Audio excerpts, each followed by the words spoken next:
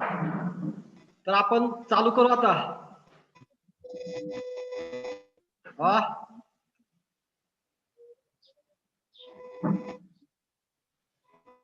Hello. Yes sir.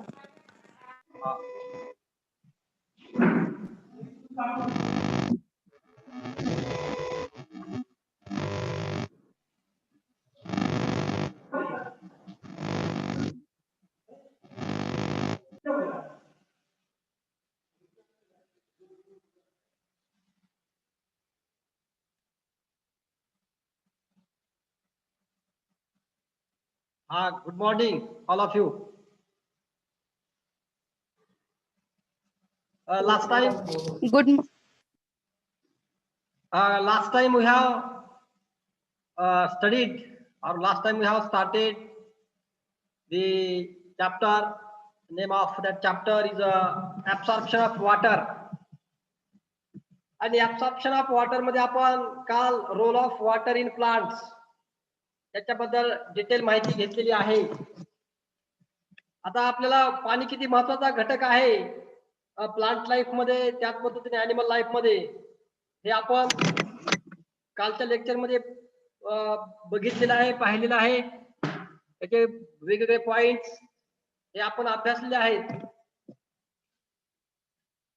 त्याच्यामध्ये आपण बघितलं availability of soil water to plant roots and the demands of the atmosphere for water vapor, that are the most important ecological factor which is responsible for distribution of higher plant species on the earth.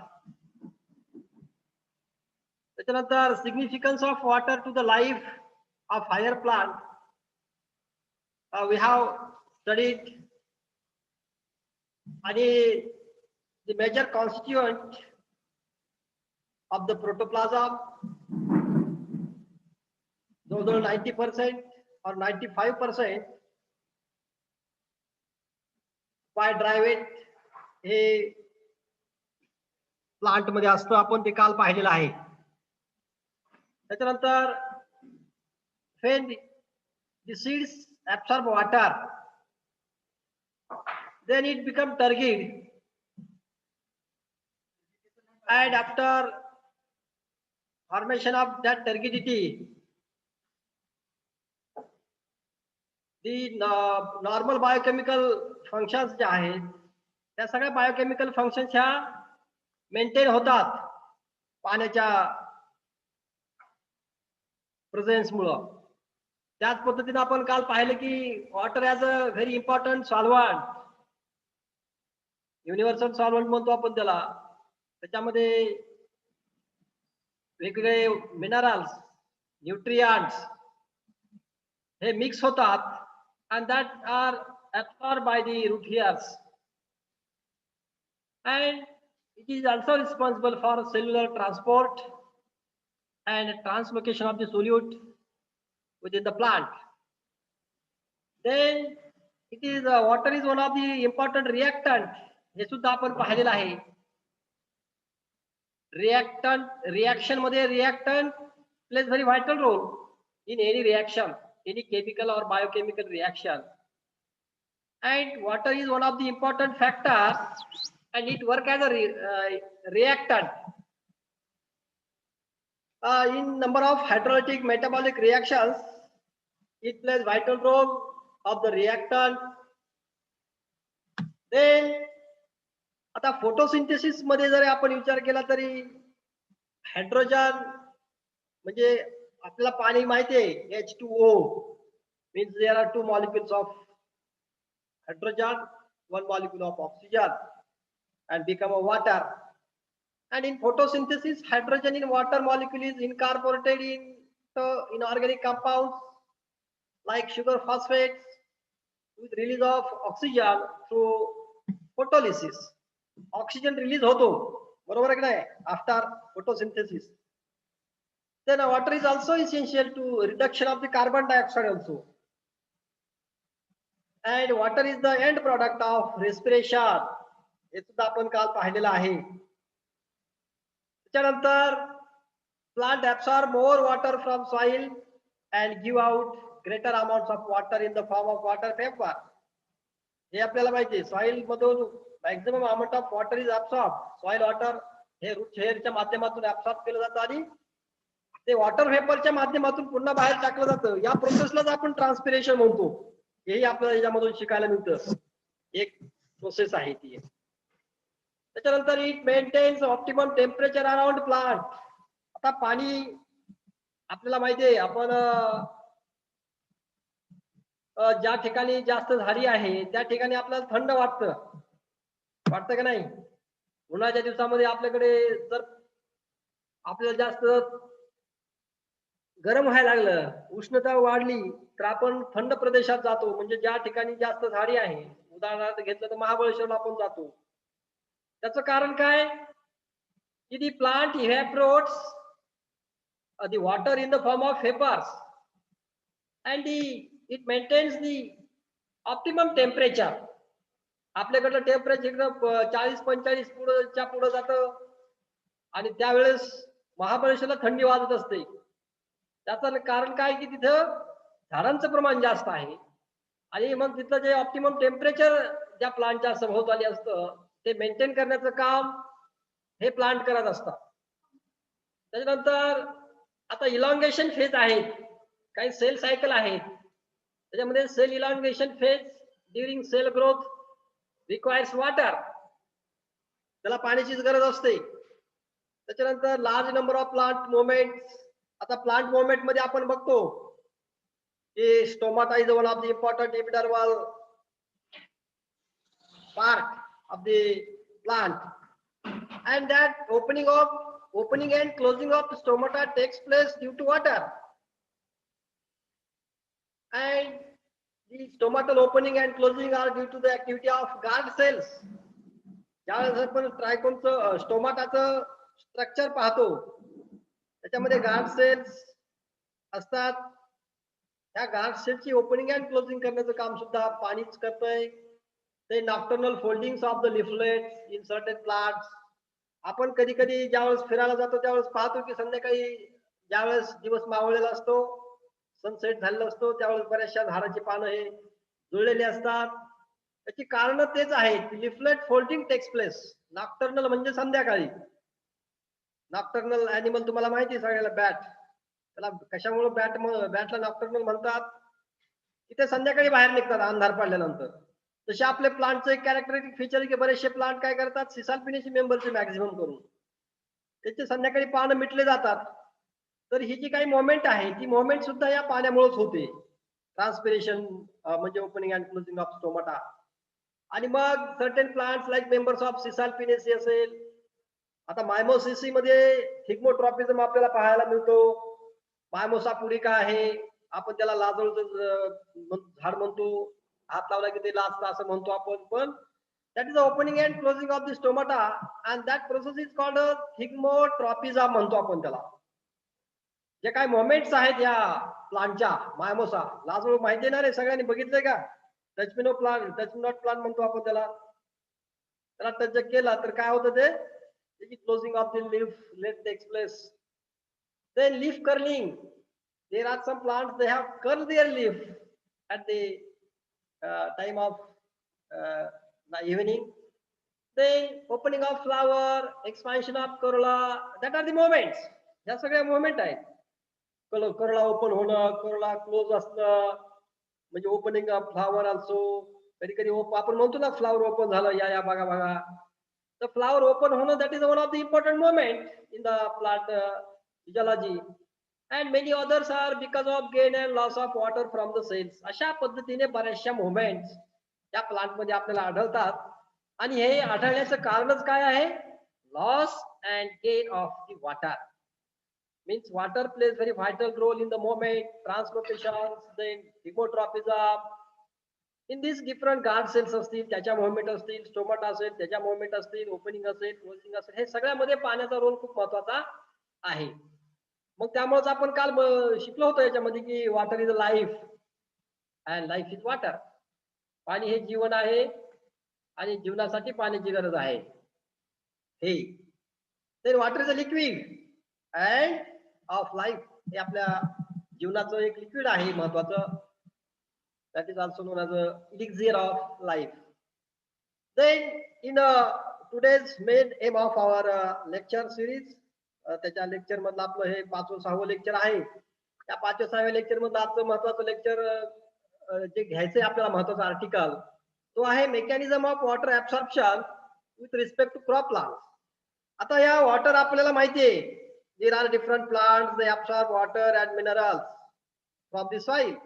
पण त्याचा नेमका mechanism आहे काय आहे, कशा पद्धतीने ते पाणी ऍब्सॉर्ब केलं जातं, त्यांच्याकडे काय मोटर आहे का, त्यांच्याकडे काय हापसा आहे का, त्यांच्याकडे काय इलेक्ट्रिसिटीचा वापर करतात का, म्हणजे कशा पद्धतीने तरी सुद्धा पाणी 100 फूट उंच झाडाच्या शेंड्यापर्यंत जातं. फ्लावर जितके उंच असतात, लांब असतात, त्याचे लीफ तिथे असतात, स्टेमचा अपेक्स तिथपर्यंत असतो आणि पुन्हा हे 20-20 फूट खाली जमिनीमध्ये ते मुळं गेलेले असतात. मग आपल्याला ही पाईपलाईन कशा पद्धतीने असते किंवा पाण्याचा फ्लो या मातीमधून ते डायरेक्ट वरती एरियल पार्ट पर्यंत कसा जातो, ह्या जो काही मेकॅनिझम आहे तो आपल्याला खरं आज शिकायचा आहे. बरोबर आहे ना. एक निसर्गाची एक कला आहे, किमया आहे आणि ते प्लांट मध्ये आढळून येते बघा. तर मेकॅनिझम कसा आहे नेमका, मग काय घडतं, हे कसं घडतं हे आपल्याला आज आज शिकायचंय. तर थोडं काळजीपूर्वक नोट्स पण तुम्ही काढत चला, काय काय महत्वाचे पॉईंट लिहून घेत चला त्याच्यामध्ये.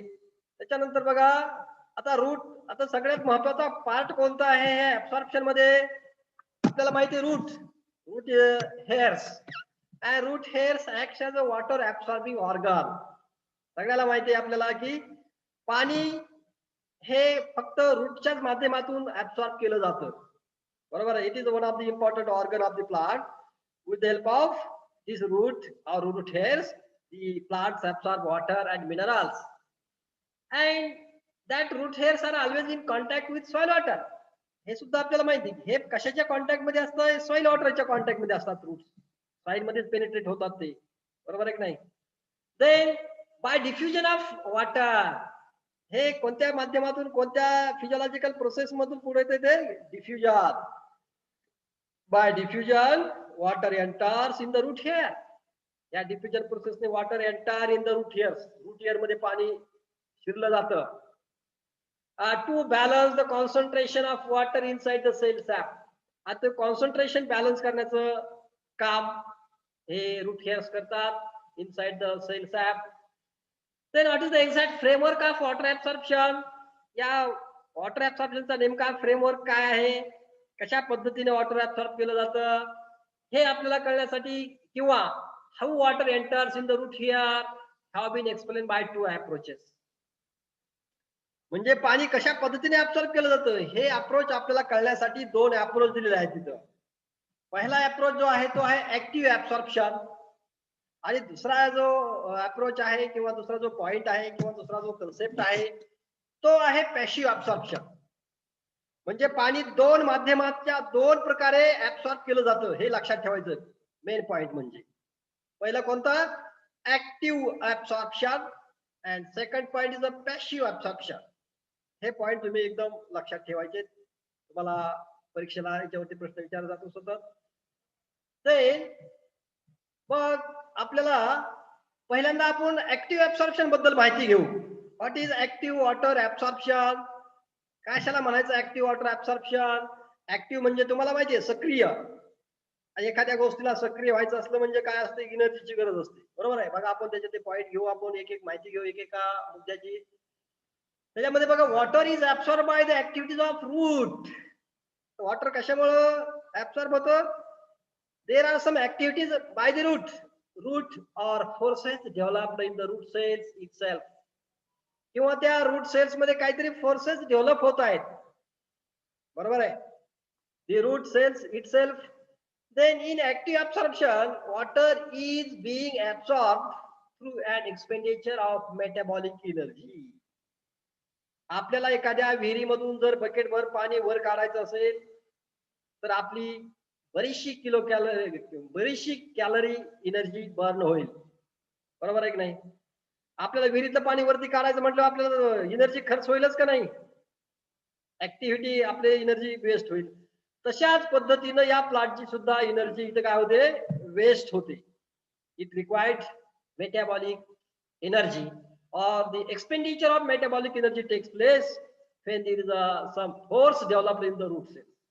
आता हे नैसर्गिकच आहे, नॅचरल आहे, आपल्याला ते समजण्यासारखं आहे कि कुछ पाने के लिए कुछ खोना पड़ता है और पानी ऊपर लाने के लिए उनको क्या करना पड़ेगा, expenditure of metabolic energy is there, बरोबर है कि नहीं? उसको पानी एब्सॉर्ब करने का है तो कुछ एनर्जी कुछ एक्सपेंड करना पड़ेगा. तो active expression of water may occur in one of the two ways. मग ऍक्टिव्ह वॉटर ऍब्सॉर्प्शन सुद्धा दोन पद्धतीनं आढळतं, and that is called theories of active water absorption. आणि मग त्याला वेगवेगळ्या फिजिओलॉजिस्टनं त्याला काय नाव दिलं की थेरीज म्हटलं, त्याला एक सिद्धांत म्हटलो आपण थोडक्यात मराठीमध्ये आपण विचार केला तर. That is called theories of active water absorption. And first theory is osmotic theories. दोन थेरी मध्ये आहेत, त्यातली पहिली जी थेरी आहे ती ऑस्मोटिक थेरी आहे. दुसरी जी थेरी आहे ती नॉन ऑस्मोटिक थेरी आहे. आता ह्या नॉन ऑस्मोटिक थेरी मध्ये काय होतं आणि ऑस्मोटिक थेरी मध्ये काय होतं, या दोन्ही मध्ये काय डिफरन्स आहे हे आपण पाहू. त्याच्यामध्ये आपण पहिली थेरी पाहू, ती आहे osmotic theory. Then what is osmotic theory?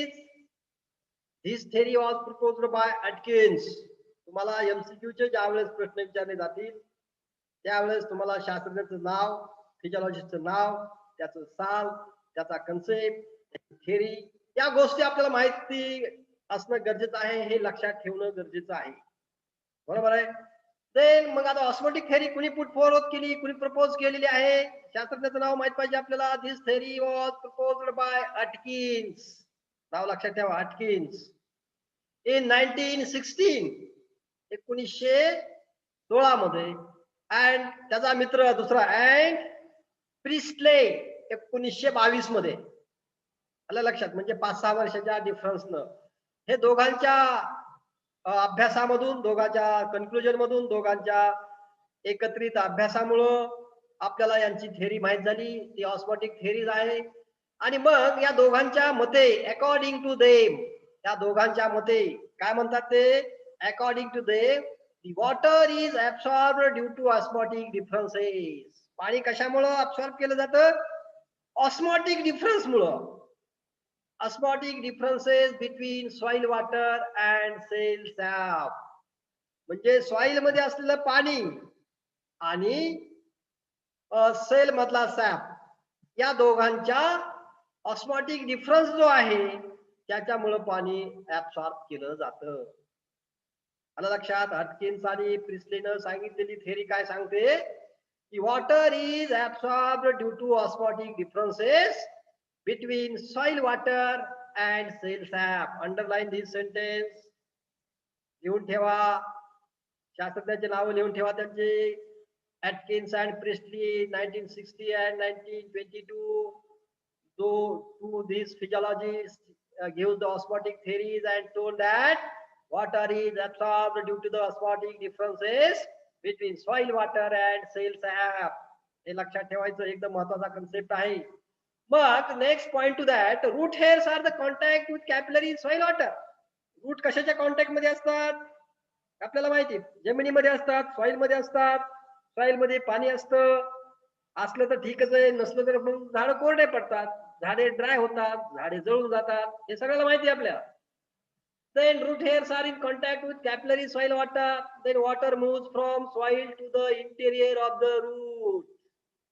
त्या सॉइल सरफेस किंवा रूट सरफेसच्या कॉन्टॅक्ट मध्ये सॉइल येते, सॉइल मधलं पाणी मग रूट काय करतंय, ऍब्सॉर्ब करतं along the root and increasing osmotic gradient as root wall is hydrophilic. त्या रूटचा वॉल असतो, आपण काय म्हणतो, भित्तिका म्हणतो त्याला. वॉल म्हणजे भित्तिका, बरोबर आहे, पेशी भित्तिका थोडक्यात मराठीमध्ये. इतक्या मराठीमध्ये आपल्याला काही गरज नाही, पण एक कन्सेप्ट थोडा क्लिअर होण्यासाठी आपण ते पाहतो. आणि ते कसं आहे, हायड्रोफिलिक आहे. कशाचं surface? Root surface. Root surface hydrophilic आहे म्हणजे कसं रे, कोण सांगेल? ऐकायला येते का काय चाललंय ते? आहेत ना माझ्या बरोबर सगळे? Hello hello. येस सर, ऐकूया. हा, वो हायड्रोफिलिक म्हणजे काय, कोण सांगेल रे? Darekar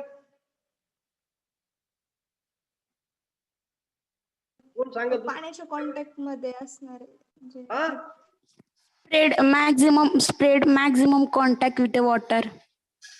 maximum contact attraction of काय? water. हा पायल काय म्हणते? Attraction of water. हा attraction of Attraction of water water. म्हणजे हायड्रोफिलिकचा अर्थ काय? Water living that are always in contact or it is always intact with the water. त्याचा वॉल, रूटचा wall. Then root hairs have higher DPD. दुसरा point जो आहे तो आहे काय? रूट हेअर्सला काय असतात? हायर डीपीडी असतो. डीपीडी म्हणजे काय?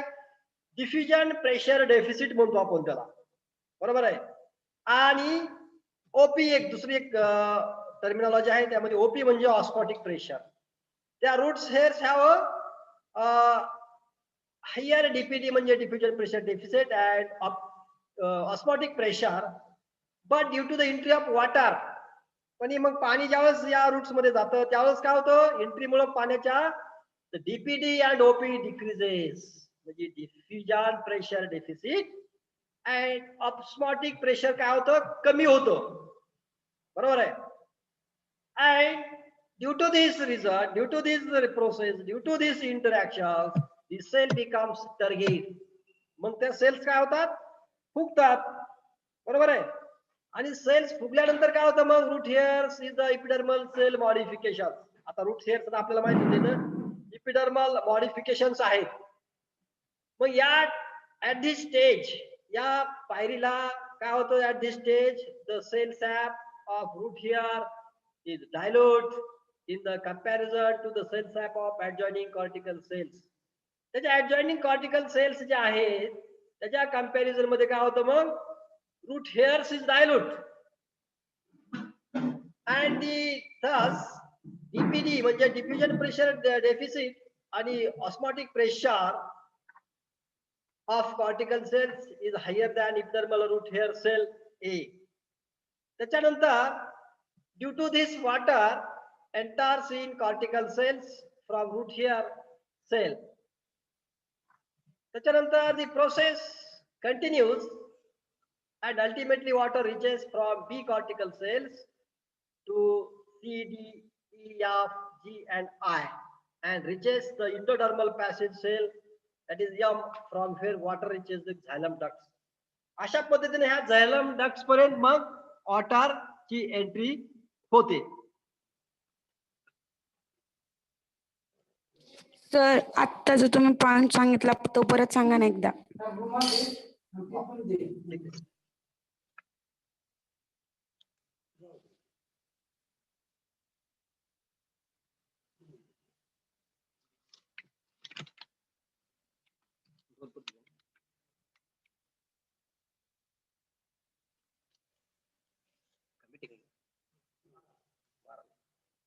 हा ठीक आहे.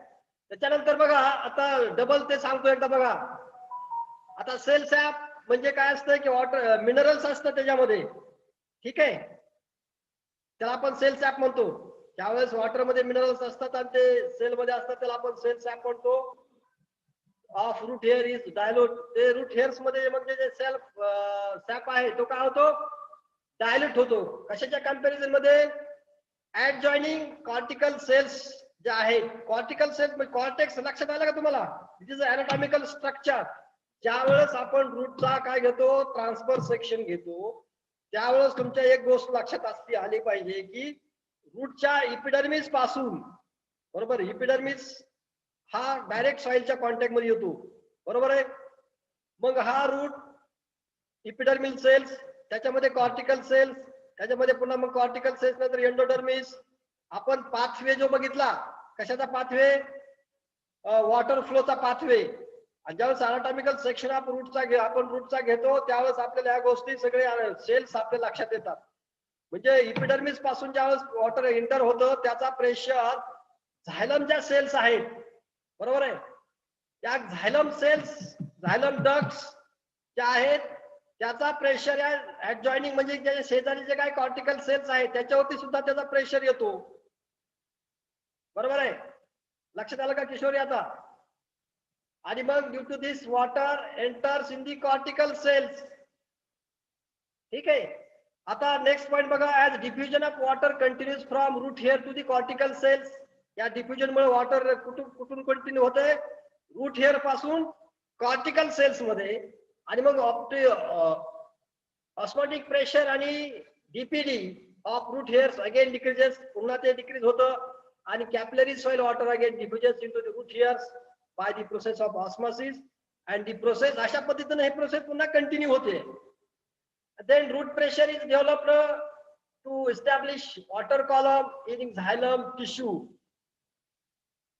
from root to the shoot. मग अशा पद्धतीने हा रूट पासून नंतर ते जे वॉटर आहे ते कुठे जातंय, शूट कडे जातंय, शूट कडून तसंच पुन्हा लीफ मध्ये, आणि लीफ मधून मग पुन्हा स्टोमॅटाच्या माध्यमातून बाहेर, हा त्याचा फ्लो आहे. Root pressure is developed to establish water column in xylem tissue from root to the shoot and leaf. आता ह्या थेरीला सुद्धा काही ऑब्जेक्शन्स आहेत. बऱ्याचशा शास्त्रज्ञांनी हे थेरी कशा पद्धतीने चुकीची आहे किंवा काही ऑब्जेक्शन घेतलेले आहेत त्या थेरीवरती. तर ते सांगतात, ऑब्जेक्शन घेणारी मंडळी काय म्हणते की xylem cells are dead, xylem cells ह्या डेड असतात, हा, आणि मग विदाउट सेमी परमेबल मेम्ब्रेन, त्यांना सेमी परमेबल मेम्ब्रेन पण नसतो. At this theory considers, ह्या थेरीमध्ये ते सगळ्या गोष्टी कन्सिडर केलेल्या आहेत की सेमी परमेबल मेम्ब्रेन आहे, त्यात डेड सेल्स नाहीत, असं कन्सिडर केलंय. असं हे एक ऑब्जेक्शन आहे. दुसरं ऑब्जेक्शन असं सांगतं की root pressure is not sufficient to establish continuous water column, की आपण असं समजतो की रूट अब्सॉर्ब करतं वॉटर आणि त्यावरती लिफ्ट कडे घेऊन जातं, पुन्हा शूट कडे घेऊन जातं, शूट कडून पुन्हा लिफ्ट कडे, आणि असे 100 मीटर किंवा 200 फूट पाणी उंच जातं, बरोबर आहे, जमिनीमधून सॉइल वॉटर ते apex of the tree trunk. मग असं काही शास्त्रज्ञांचं म्हणणं की हे रूट प्रेशर सफिशियंट नाही, आपल्याला विहिरीतून पाणी काढण्यासाठी खूप प्रेशर लागतो, बरोबर आहे. मग हे नॅचरली ह्या प्लांट मध्ये रूट प्रेशर एवढा सफिशियंट नाही, पुरेसं नाही टू इस्टॅब्लिश कंटिन्युअस, म्हणजे कंटिन्युअस वॉटर फ्लो होण्यासाठी इतका त्यांच्याकडे वॉटर रूट प्रेशरच नाही, असं काही लोकांचं म्हणणं आहे, शास्त्रज्ञांचं, फिजिओलॉजिस्टचं. And as per theory explanation, it does not require respiratory energy. आता या थेरीचे एक्सप्लेनेशन असं लक्षात येतं की इथं रेस्पिरेटरी एनर्जी, किंवा आपण आता पाठीमागे बोललो होतो की कुछ पाने के लिए कुछ खोना पडता है, तसं इथं रेस्पिरेटरी एनर्जी काय होते, रिक्वायरमेंटच दाखवली नाही कुठं त्यांनी.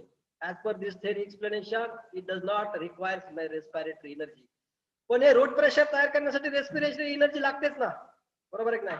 तसं इथं कुठं त्यांनी एक्सप्लेन केलेलं नाही. असं असे 3 प्रकारचे ऑब्जेक्शन हे याच्यामध्ये आहे. आता दुसरा कन्सेप्ट असा आहे की नॉन ऑस्मोटिक थेरीज आहे. ही कोणती थेरी होती, ऑस्मोटिक थेरी होती. कुणी शोधली होती ती, अटकिन्स आणि दुसरा कोणता होता शास्त्रज्ञ, फिजिओलॉजिस्ट, अटकिन्स आणि प्रिस्टले. हा, आता त्याच्यानंतर आता सेकंड जी थेरी आहे ती आहे नॉन ऑस्मोटिक थेरी. हो सर.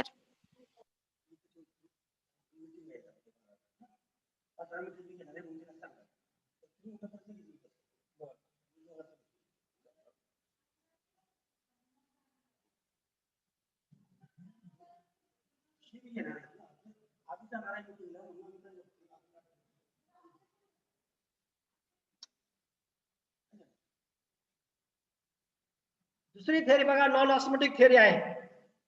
आता ह्या नॉन ऑस्मोटिक थेरी मध्ये बघा, this theory is put forwarded by Thimann म्हणतो आपण, थायमन इन 1951 अँड क्रॅमर, इथं पण 2 जण आहेत, थीमन आणि क्रॅमर. थायमनने 1951 मध्ये आणि क्रॅमरनं 1959. आता अकॉर्डिंग टू देम त्याच्यामध्ये काय आहे, water absorption is an active process.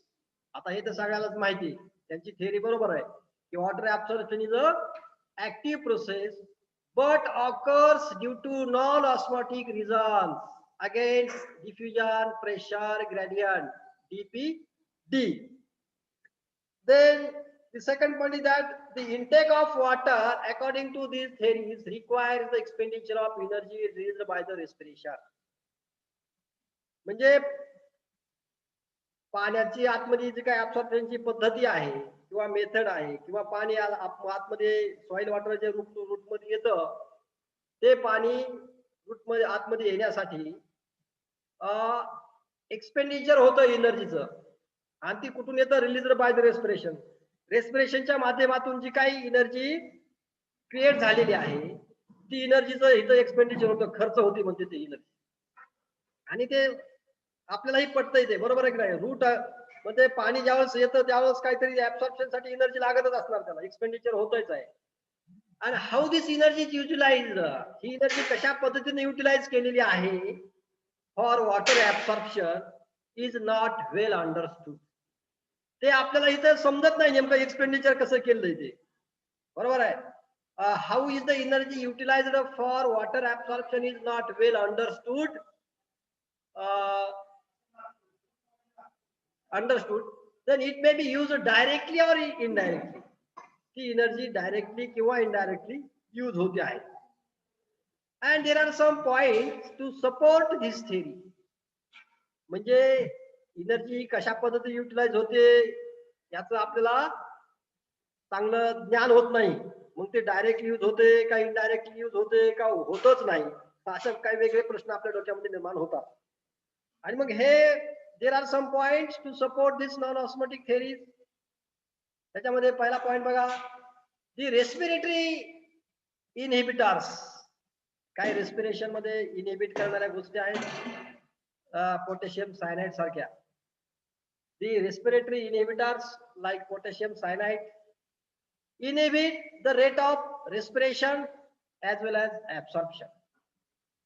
ह्या रेट ऑफ ऍब्सॉर्प्शन आणि रेट ऑफ रेस्पिरेशन याच्यावरती इफेक्ट करणारे घटक आहेत हे, त्याला आपण इनहिबिटर्स म्हणतो. इनहिबिट म्हणजे काय? ते त्याच्यावरती इम्पॅक्ट करणारे, काहीतरी त्याच्यावरती बदल घडवणारे, काहीतरी त्याच्यावरती इनहिबिट म्हणजे इनहिबिट करणारे घटक आहेत. मग ते घटक केसी पोटॅशियम सायनाइड सारखे घटक आहेत, ते दोन्ही रेस्पिरेशन वरती, ऍब्सॉर्प्शन ऑफ वॉटर वरती सुद्धा त्याचा इफेक्ट होतो, इम्पॅक्ट होतो.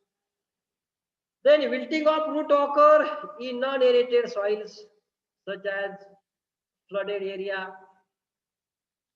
कधी कधी काय होतं, ज्या ठिकाणी जास्त पाणी साचलं जातं त्या ठिकाणी ते रूट विल्ट होऊ शकतात.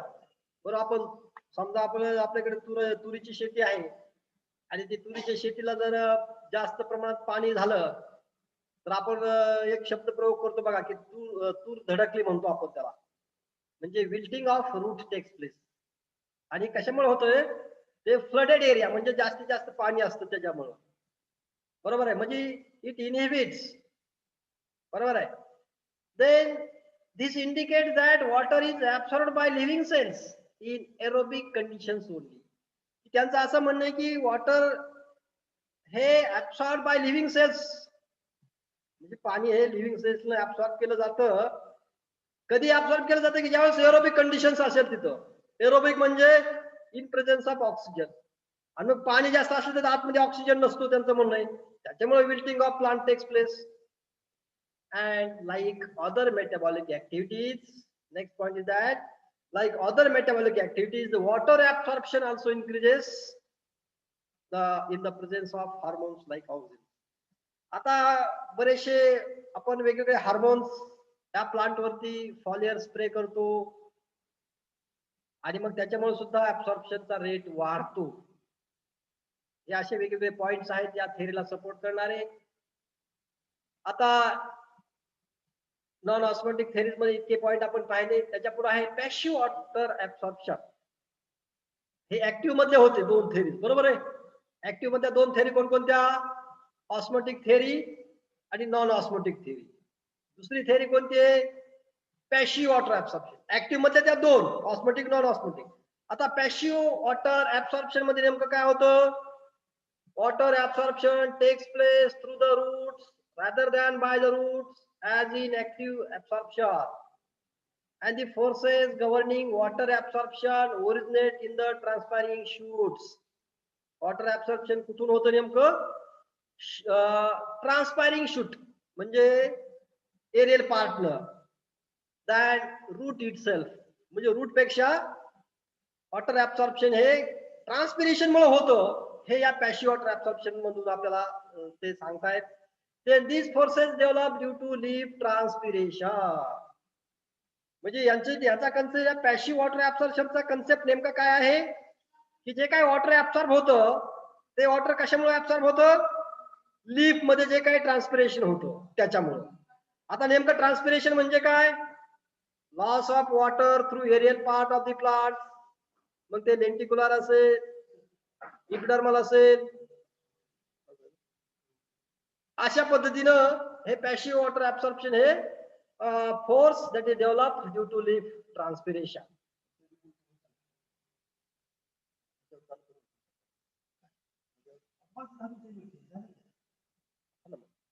चालू करू